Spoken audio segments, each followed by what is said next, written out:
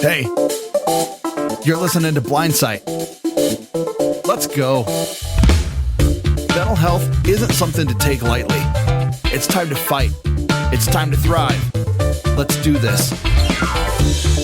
Hello, everybody. Welcome back to Blindsight. My name is Jonathan Price, and I'm the podcast producer here at Aftersight.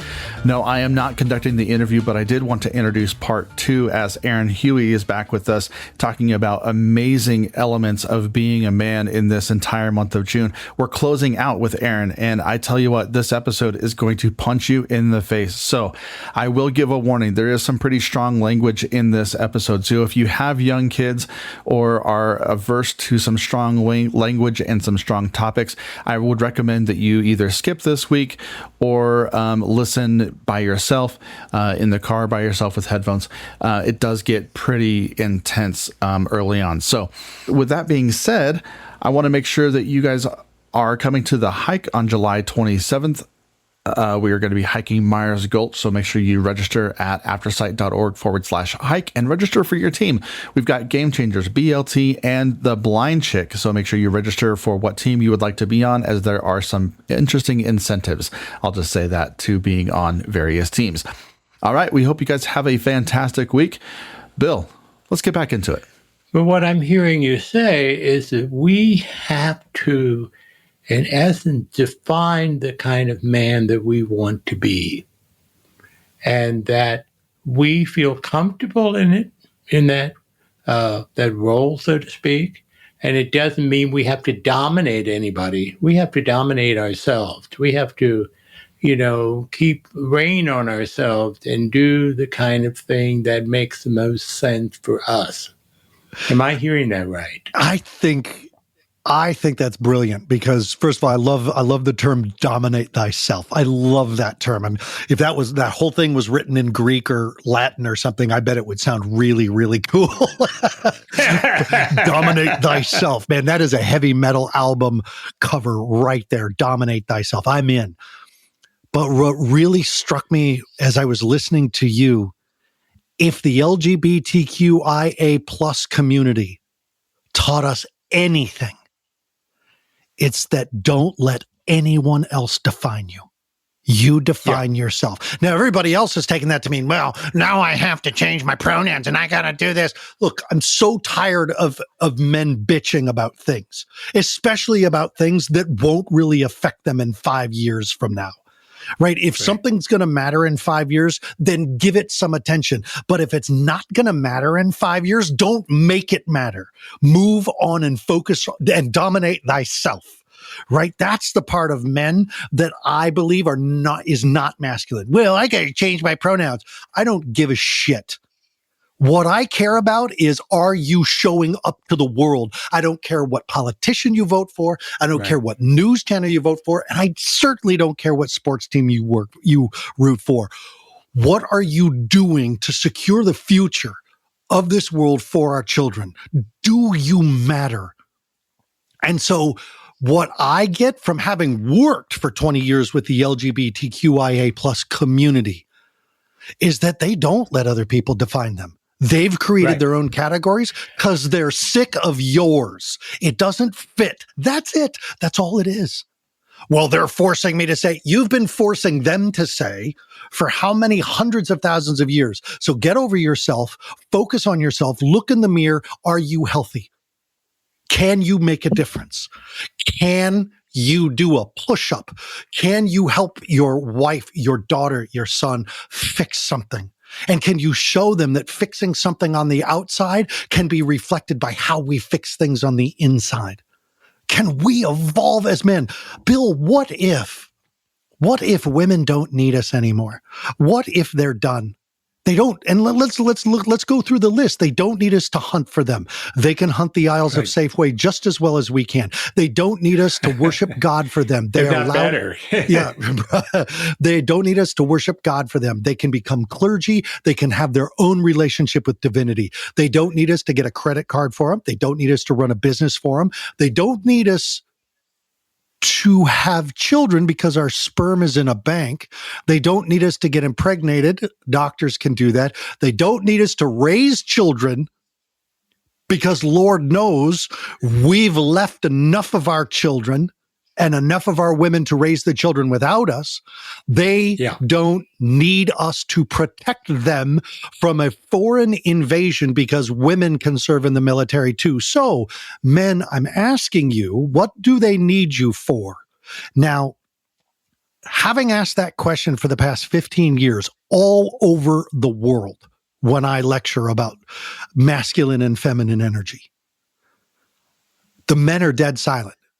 And I know they're going through one of two experiences. Number one, they are going through the psychological rejection that is probably one of the ultimate rejections we have ever experienced, and potentially even bigger than our own fathers rejecting us. And remember, Bill, in Fight Club, Tyler Durden said, if our fathers are our image of God and our fathers have rejected us, we have to come to the conclusion that God does not like us. Now, psychologically, that's accurate. So let's now say, what if not only have our fathers rejected us, because where are they? They're not our teachers, and they don't show up to parent us, and they don't. So if our fathers have rejected us and now women don't need us, where does that leave us? Now, that is either the ultimate rejection or the ultimate freedom. And I challenge men to take it as the ultimate freedom. If women don't need us to provide for them or protect them, then what are you for? What are you going to do? What are you going to do for the future? What is your legacy in this world if it doesn't have to be for women? Now, I'm not saying you don't have to have that as part of your work. If you choose that as part of your work, and if you choose that that's what makes you a man, then by God, brother, you're a man. But if you are saying, you know what, being a father is not for me, then how do you be a bastard father to 1,000 of the ugly and criticized and unwanted? The one with fathers just like the father who rejected you. What are you going to be in this world if women don't need you? Hey, I never said they didn't want you. I said they don't need you anymore. So what does that mean for you? To me, that's the ultimate freedom to become. And I want to say this to men with my whole heart. Women don't fall in love with you. They fall in love with your potential. And if you don't live your potential, then they're going to get crunchy and they're going to be angry at you and they're going to nag you. But if you embrace your potential and you take it on as who you truly can become, and you start to become that because you are fixing a problem in this world, you are not just trying to penetrate your woman. You're actually trying to penetrate the world with your essence, your very life force of masculinity. Then what could you become? What could stop you? Blindness? Hell no. Not having arms or legs? Nope. Being rejected by your father? Nothing can stop you. If you don't know how to become a man of this world because your father never showed you, too bad. Become one anyway. You see, that to me is the ultimate problem that we need to fix. And we need to embrace and bring back the grandfather myth. It died. It's been replaced by the wild man myth, but that becomes mythology. But the grandfather myth, the wise grandfather who hangs around, the grandfather who teaches you how to throw an axe and carve with a knife away from you so you don't cut yourself, and shoot a gun and raise a garden bed to something that provides for the house and drive a tractor. Where are our grandfathers? What have we done with them? Have we put them in homes, or do we keep them in our home to teach our children and tell our children the stories of our ancestors? See, women didn't do this to us men. We've rejected each other and we've rejected ourselves. Right. And we are playing into it by arguing on Facebook about which president is better. I don't give a shit. What I care about is that my son's future, to raise his daughter in a world that won't rape her and won't attack her and won't brutalize her and won't diminish her and won't pay her less. That's what I want for my son. So what kind of man do I have to be to create a world for my son to raise his daughter in an environment that I raised my daughter in? Because I taught my daughter how to drive a tractor and shoot a gun and raise a garden bed and skin a chicken and. in the same way that I taught my son how to do those things. So what world are you here to build, men? And where's your grandfather? Did you listen? These are the things that pull at my heart when someone says, what does it mean to be a man? To me, it means we got a problem. Boys have a problem. And you can blame the women. She's got my balls in her purse. She's wearing the pants. Then put some pants on and take your balls out of her purse. They're not hers. But don't blame women. Stop blaming, stop bleeding and whining and bitching and crying about how your boss doesn't like you and the world is treating you unfair and your wife is nagging. Stop it and pick up some dumbbells and feel your body again and read books of the grandfather myth, of the stories of our ancestors, and watch movies about warriors and wizards and jesters and bards who have changed the world, and decide what kind of man you want to be and be it, and don't give excuses. And by God, love your children with your whole heart. Well, I wasn't shown how because my father, and we're back to excuses and laziness, and I don't accept it. And we can choose to be the kind of man that we want to be. We don't have to fit something. No. We can choose to be the kind of man, and the kind of man that you're picturing is self-actualized and someone who is open and kind and generous to other people and is not afraid to love. And you know what? Let's also be okay with, we're also not afraid to fight and kill for what we love. If we need to. And who we love. If we need to. Yeah. Yeah. I mean, but we are talking about being gentler men, but we all recognize, every single last one of us knows that we can love something so much we would die for it. We love something so much we would kill for it. And that's okay. That's part of our build. That's part of our dynamic. Do you know it's also part of women's, right? That's the mother bear. And but it's also okay. We don't have to deny our shadow side, because self-actualization means the whole self, the holistic self, every part of ourselves. Not just the part that feel good and is comfortable, but the part that is me. I want to say a story, because I've been running teen rite of passage programs for a long time. And I remember feeling the pain of this boy when he asked this question. And it's very funny. His pain's not funny, but it's the type of pain that we all feel from having the missing fathers and grandfather archetypes in our lives. The mentor, the guiding mystic male who says, no, this is how you do it. And this boy, my buddy Jeff and I, we'd taken all the boys aside into a room, and we sat him down and we said, ask us any question about sex you need to. Any question.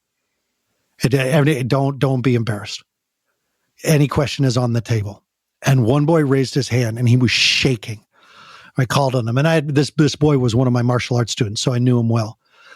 But we had created a relationship within the rite of passage that these boys knew that they could trust Jeff and I to keep them safe no matter what, because we were stronger than them. We could fight better than them. We showed them how to throw knives and axes. We cooked over open fires. We sat in the sweat lodge in bathing suits, crying and sobbing and chanting to our gods and goddesses and begging to be let out, and the shaman saying, not till you're dead and reborn. And I mean, these boys had really been put through the ringer. And so here we are in this very material, profane sex talk. And Tashi raised his hand. And I called on him and he said, does sex last longer than 15 seconds? And Jeff and I looked at each other and we were like, we hope so. And then everybody laughed. And I said, why do you ask that question? Like, what does that mean, 15 seconds? And he started to cry. And he said, because all of the clips of porn on the internet are 15 seconds long. And I thought, oh my God, nobody's taught this boy how to love and how to be intimate with a woman. It's not that the teachers have done our children wrong. It's that the men have abandoned these children to the internet because men are lazy. And nobody has sat down. And I said, oh, no, those are just the clips that they use. That's called clickbait. and they use that to get you to watch full-length videos for money. And he was like, okay. And I thought psychologically, how powerful is it that this boy wanted to have an experience of intimacy and intimate communion longer than 15 seconds with a woman. And then, of course, we went into the whole conversation about how sex and porn are very two different things, and that, you know, what this means to be an actor, and how there's 20 people in the room and makeup and lights and, you know, sound equipment and on and on. And these are actors and actresses, and they're being paid money to do this, and they just met. They don't know each other, and they're paid to act like this.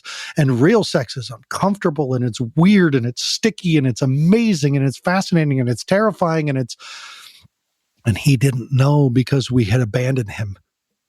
And that's what it means to be a man, is to stand in some young boy's shadowy cave where the dragon has dragged him and is keeping him and keeping this boy's gold, his self-worth, hidden in the cave of the innermost self, symbolically quoting Joseph Campbell. And it took two warriors to go into this cave and battle this dragon and pull this boy out so that he could see the light of intimacy. And men, I don't care if you have to become symbolic and poetic and very feminine to embrace this warrior side of you, to go in and embrace the bard side of you and sing this child out of their own cave of shadows and cave of fear and cave of doubt and cave of where is my father? Am I loved? Did God reject me? And pull him out and show him the light. And I'll tell you all, everybody listening, this is the work we do as Freemasons, is that we bring other men to the light. One by one, and it doesn't matter which politician they root for or which God they worship. That does not matter to us. What matters to us is that side by side, we take the hammer and we carve the stone and we build the temple that the architect has designed for us together. And we set our differences aside and we do this together because why? Why do we do this? Because the boys need us to. They need to be shown the way. That's our work as men. That's our work. You don't have to join the Masons to do this work, but you do have to be the coach of your local team, or you do have to be a youth minister, and you do have to be a mentor, and you do have to set up a sober group for teens in your neighborhood, just teen boys, and you do have to set up a rite of passage, because every boy needs this is what Jonathan, the engineer, was saying before we got online. No woman can raise a boy to manhood. No woman can show a boy how to be a father. This takes men. And we cannot blame women for doing it. Right. We did not lose the Boy Scouts to the term scouts because of the LGBTQIA community. We lost them because men harmed young boys. That's why we lost the Boy Scouts. And we don't blame women for that. We blame the men as criminals and pedophiles who did this to our boys. And now we have to be inclusive, and we have to call it scouts, and we have to bring women in, because apparently men can't watch men and hold them accountable for not hurting little boys. And so now the women have to come in, and we go, well, there goes our Boy Scouts. Well, you know what? If you want it back, take it back, but do it the right way. Do it by protecting the young men and teaching them and showing them a way. And you know what? As a former scout, all credit to the men who showed me how to carve wood with the knife facing away from me. And that was my dad. That was my scout masters. But I also have to tell every man who's listening, my father was never there to teach me these things. Other men had to step in. Right. So if you're going to let other men step in with your children, okay, then expect to be rejected by your children. I mean, it's part of the process of growing up is to reject our parents. But don't be lazy as a man. Don't be lazy with your kids. Text them right now. If you're a man, you're listening, text them. Send them a voice message right now to their phones. I love you. Show up. Be a man. And if you don't have children to do that with, then find a group of boys who needs a mentor and go teach them how to solve a problem that you've solved. That's all it takes. You've got a problem, you solved it. Other people have that problem. Go teach them how to solve it. Ta-da, you're in business. Now go do that with young men. Go do that with boys. And what you're saying is that we men have to get off our duffs and be the kind of men that we want these boys to be. And be and teach and mentor and whatever. That's the important thing. You know, when you brought up earlier that caveman myth, these fuzzy, furry men dressed in rags. You know, first of all, let's be clear. Historically, this was a race of people who survived an ice age. I doubt they were dressed in rags. They probably knew how to layer. Yeah. You know, that's for sure. So that's first and foremost. Second of all, I really doubt that when you think of that mythological hunter, I really doubt you think of him sitting down. So when you say get off your duff, get off your butt. Get off your butt. Stop blaming other people. That's not our way. It became our way. I don't know how, because our fathers blamed other people and our fathers' fathers blamed other people, and we became complacent. You want to blame the LGBTQ, you want to blame the Democrats, you want to blame the Republicans, the right, the left, my mom, the mothers, the teachers, the scientists. My God, all your energy has gone to the blame and none of it to the fix. You want to fix it? Fix it. You want to blame? You ain't going to fix it. That's just armchair quarterback, armchair samurai work. So there's a lot of stuff that you've presented to us, and it's very motivating. It's very motivating, and it needs to be said time and time again. And I'm really grateful that you took the time to be with us today and to help us spread the word. What is men's mental health? It's creating mental health in young men and creating mental health for ourselves. Yeah. And that's what the job is. Is there any final word that you want to give us as we sign off? Every man knows that every boy should go through a rite of passage. Every man knows this. We know this instinctively. We know this in our bones, and we can all point back to our own rite of passage, that transition from childhood to adulthood. And maybe it was the military. Maybe it was joining a fraternity. Maybe it was joining a gang. Or maybe it was being taken consciously by a group of men through a series of sacred drama rituals created to have you face yourself and to face conflicts and challenge and practice being the type of person who can deal with it. And I call this the James Bond factor. Yeah. We all want to know that we all want to know that we can handle things. We want to handle women. We want to handle, cars, and we want to handle violence, and we want to handle authority, and we want to handle bad guys. And that's the James Bond mythology. That's the character of the James Bond man, is that he can handle anything, a plane, a bomb, a woman, he can handle it. And that's why we can handle it. We can handle anything. And that's why people started to get frustrated with the Daniel Craig, because he had emotions and he loved the woman and he made decisions emotionally. Guess what? Men do that. We actually do that. And I believe the myth was promoted forward into an evolution of James Bond by saying, you know what? We can also handle our emotions.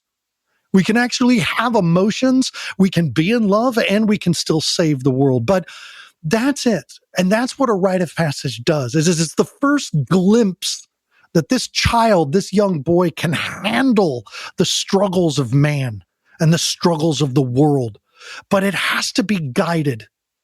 It has to be guided by a group of conscious men who are doing it for the right reason and do it with other men, so that the boys have options to the rejection of their father, because once we all reject our father figure, whatever that means to the individual man listening, once we do reject our father figure, nobody has taught us how to choose the mentor wisely. We usually trip and fall into the cave of the shaman, and accidental mentorship is never always a good thing. You've got to go out into the desert and find Obi-Wan Kenobi. But look at how Luke found him. He went to go face the troubles of the world. And so ultimately, we do have to take our boys from the village of women and put them through the rites and rituals of masculinity. And then, and this is the important part, men, with that open heart, we must return these young men to the village of women, because women love men. Women need men. Women want men to be around and help secure the future for the children that the women have created for us, for the world. So, men, this is not a exercise of isolation. It's an exercise in heading into the wilderness and facing the trials and tribulations of the wild earth, our absolute nature of ourselves.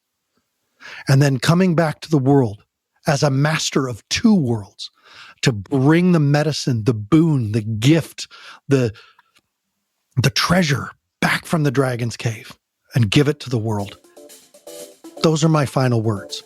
Go into the dragon's cave, get that treasure, and bring it back to the realm, your body. That's what the realm represents, your own body. And symbolically, the village where the children play. Thank you, Aaron, and we look forward to talking again. This is Bill Lundgren, your host, and with that, I close. There's a lot to think about.